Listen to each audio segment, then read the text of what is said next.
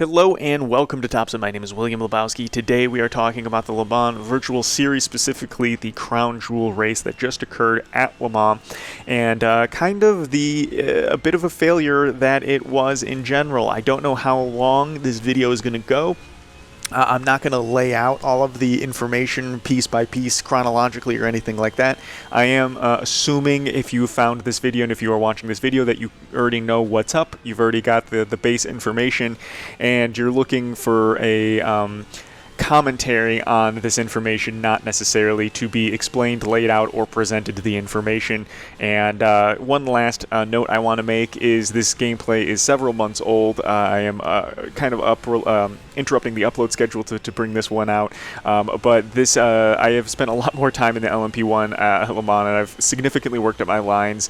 These are atrocious. I think it is atrocious. However, just please do your best to enjoy the TS050 flying around Le Mans at night, lapping some other cars. But the first thing I really want to jump into here is Max Verstappen's comments, because I feel like those comments became even larger than the event itself. Max, most notably at the end of both of his written statement that was screenshotted in a Discord server, and both of the ends of his speech or soapbox that he, said that he made public on the whatever live stream that he was on during the race, but he referred to Motorsport games, Virtual Le Mans Series, rFactor 2, Studio 397, whatever umbrella that we want to put this in, as a clown show, and that he would not be participating in this event any longer. He might have even gone as far as to say something like he's installing rFactor 2 because of this. And on one hand, he is 1,000% right. On the other hand, I think his incendiary nature of the statement is ultimately going to be harmful, not to Studio 397 and rFactor 2 individually, but to sim racing as a whole. And I think when we see disconnects like this, specifically in rFactor 2, there are a lot of people who know what's up. A lot of people who know rFactor 2 is a buggy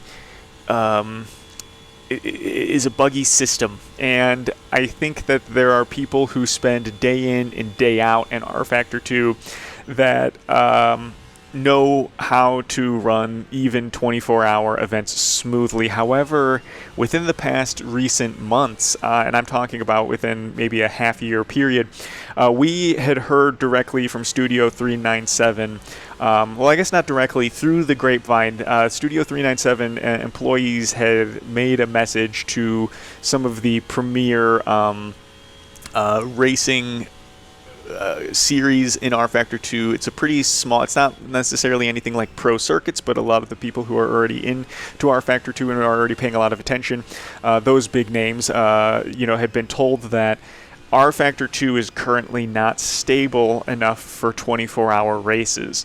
And apparently that change has not been addressed since it happened, because what we've seen at the Virtual Le Mans in years past and in this year, as well as if you do pay attention to rFactor 2, especially if you're involved in the endurance side of things in rFactor 2, which is best side. But anyway, you'll have also experienced within that same period of time 24-hour races kind of just being unstable. I know that there are a couple organizations that have made them possible and have even been able to finish them without overwhelming amount of disconnects and internet connection issues. However, they seem to have a flawed concept that is unable to be fixed. And I don't know if it's a situation where the hull of the ship has too many holes in it, or if this hole in this one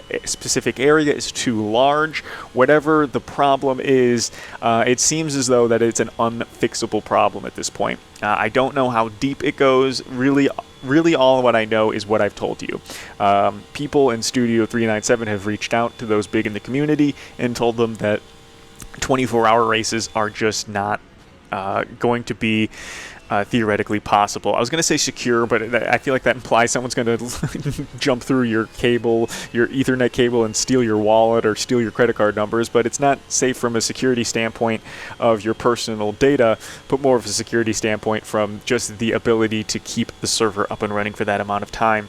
So they know this. They knew that going into this event. Obviously, they can only do their best. It seems like there were also some mitigating outside factors. The TeamSpeak IP was leaked. The TeamSpeak password was leaked. The actual race server name and password was leaked. And as a result, I heard from multiple sources that there were DDoS attacks on the server itself, which caused people like Max to disconnect several times, even when other people weren't. However, a little bit of a hole, to go back to that metaphor, is poked into this analogy with Michi Hoyer. He had a terrible race, terrible connection issues, and he is a certified rFactor 2 pro. Not just a fast guy in the sim or behind the wheel of a real car, but this guy is an actual rFactor 2 pro and fan. And it's not something that Michi Hoyer was going to mess up. And he had his fair share of disconnects like Max. And, you know, if you really look at that Floyd Van Wall team as a whole, they really had an awful race. And if anyone was going to have the inside scoop, it would have been them. Those guys, you know, not only, like I said, they just spend the amount of time and they have the prerequisite passion that is required for really sticking with rFactor 2 for the amount of time. And not only that, they have the inside link as being stemmed from the same group of people that just put the first official hypercar into a game, into a sim. I mean, yes, there's been the Glickenhaus Scuderia Glickenhaus mod, but that is an official mod. This is the first official piece of official content.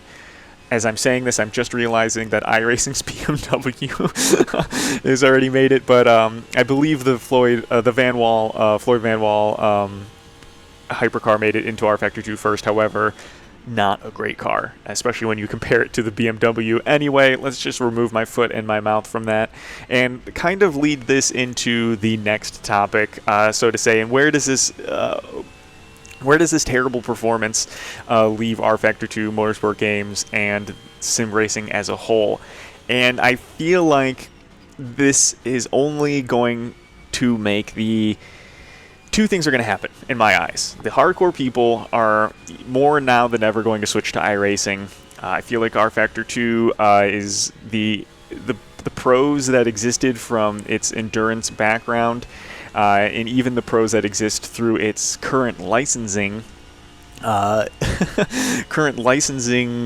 issues, or I guess not the opposite of issue. It creates issues for the rest of sim racing, but the current licensing framework surrounding the future WEC content in Motorsport games, the future Le Mans content surrounding Motorsport games, and I think this is going to get hairy as we go through. A lot of people have already made videos on this topic when IndyCar specifically had to pull their exclusivity from iRacing, or rather enact their exclusivity and pull from iRacing to maintain their exclusivity with Motorsport games. So it's going to be a dicey road ahead.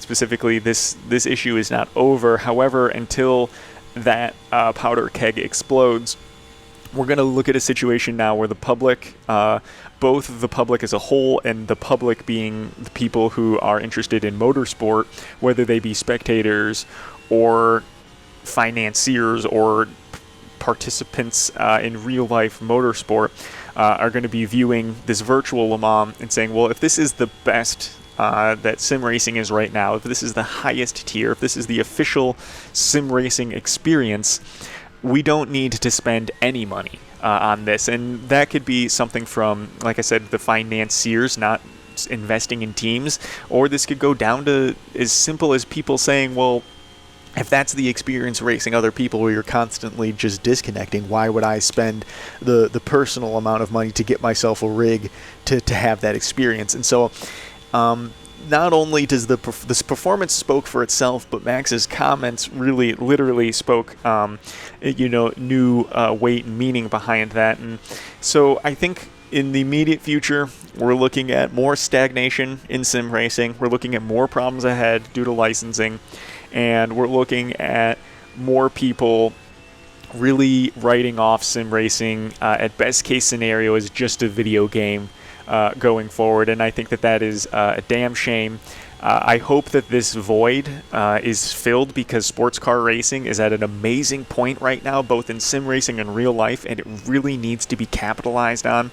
And I know that at this point now that there are licenses and issues and exclusivity clauses that are, make this a pain, but I want to see this void filled. I want to see iRacing step up. I don't care who steps up. I just want this momentum to not be halted.